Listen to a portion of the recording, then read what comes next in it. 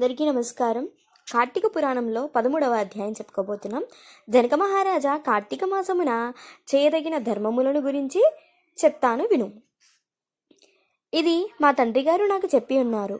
సంసార సముద్రాన్న దాటగోరువారు, నరకభయము కలవారు తప్పక ఆచరించవలసినవి కార్తీక దాన ఫలము.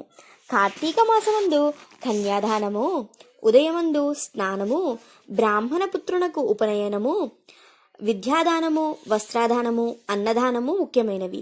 ద్రవ్యహీనుడైన బ్రాహ్మణ పుత్రునకు ఉపనయనము చేయించి దక్షిణ ఇచ్చిన అనేక జన్మముల పాపములు నశించును.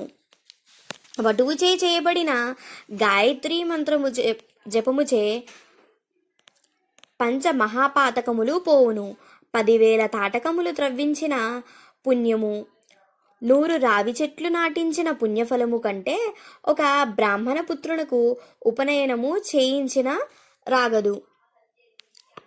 పరద్రవ్యము వలన తీర్థయాత్రయము, దేవబ్రాహ్మణులకు సంతర్పణ చేసిన పుణ్యము ద్రవ్యదాతకు కలుగును. బ్రాహ్మణులకు ఉపనయనము చేయించి వివాహము చేయించిన అనంత ఫలములు కలుగును. ఈ విషయమై ఒక కథ కలదు. సువీరుని కథ. ద్వాపరయుగమందు వంగదేశములో సువీరుడు అను ఒక క్షత్రియుడు ఉండేవాడు. దుష్టుడు, సకల దుర్గుణ సంపన్నుడు అయిన అతనికి ఒక భార్య ఉండేది. ఒకసారి దయాదులు సువీరుని రాజ్యభ్రష్టుణ్ణి చేయగా భార్యతో కలిసి అడవికి పారిపోయాడు. అక్కడ చాలా కష్టాలు కందమూలములు భక్షిస్తూ నర్మదా తీరములో పర్ణశాల నిర్మించుకొని జీవించుచుండెను. వారికి ఒక పాప జన్మించింది. ఆ అరణ్యంలో బాలికతో పూర్వజన్మ పాపఫలమును తలుచుకుంటూ జీవించుచుండెను. క్రమముగా బాలిక పెద్దదై చూచువానికి నేత్రానందము కలిగించుచుండేది. ఒకరోజు ఒక ముని కుమారుడు ఆ కన్యను చూచి, సువీరా, నీ కూతుర్ని నాకిచ్చి వివాహము చేయమని అడిగాడు. దానికి సువీరుడు, మునికుమారా, నేను పరమ దారిద్ర్యంలో ఉన్నాను. కావున నేను కోరినంత ధనము ఇచ్చినచో నా కుమార్తెను ఇచ్చి వివాహం చేస్తాను అని మాటిస్తాడు. దానికి మునికుమారుడు, రాజా, నేను తపస్సు చేసి సంపాదించిన బహుద్రవ్యమును నీకు ఇవ్వగలను. దానితో నువ్వు సకల సుఖములు పొందగలవు అని చెప్తాడు. రాజు చాలా సంతోషించి అంగీకారము తెలుపుగా మునికుమారుడు ద్రవ్యమును రాజుకు ఇస్తాడు. రాజును తన కుమార్తెకు ఇచ్చి వివాహం చేశాడు. వివాహమయ్యాక కుమార్తెను కాపురానికి పంపాడు.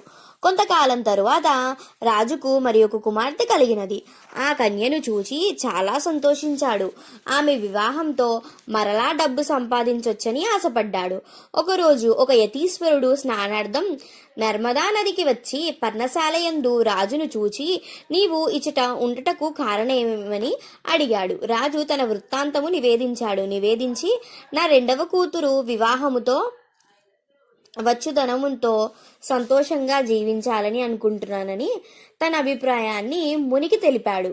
మునీంద్రుడు, రాజా, నీవు నీ కుమార్తె వివాహము చేసి వచ్చిన ధనముతో పాటు పాపము కూడా సంపాదించావు. కన్య ద్వారా ధనార్జన చేసినవాడు రౌరవ నరకము పొందుతాడు. దానికి ప్రాయశ్చిత్తము ఎందులోనీ చెప్పలేదు.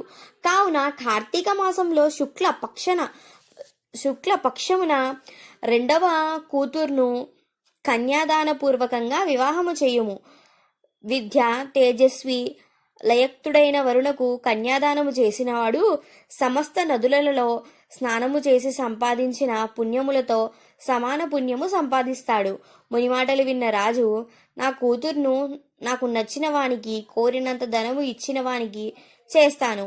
నీ దారిన నువ్వు పో అని చెప్పి పంపేస్తాడు. కొంతకాలానికి రాజు మృతి చెంది చేసిన పాప కర్మల కారణంగా నరకలోకానికి వెళ్ళాడు. అక్కడ శృతకీర్తి అనే సురవీరుని వంశీయుడు సమస్త ధర్మములను ఆచరించినవాడు, 100 యజ్ఞములను ఆచరించినవాడు కూడా స్వర్గం నుండి నరకమునకు తీసుకురాబడతాడు. అప్పుడు ఇది ఏమి అధర్మము? పుణ్యకర్మలను ఆచరించిన నాకు ఈ గతి ఏమిటి అని యముణ్ణి అడిగాడు. నీ వంశమును జన్మించిన సువీరుడు కన్యాదానము చేయక వచ్చిన ధనముతో జీవించినాడు.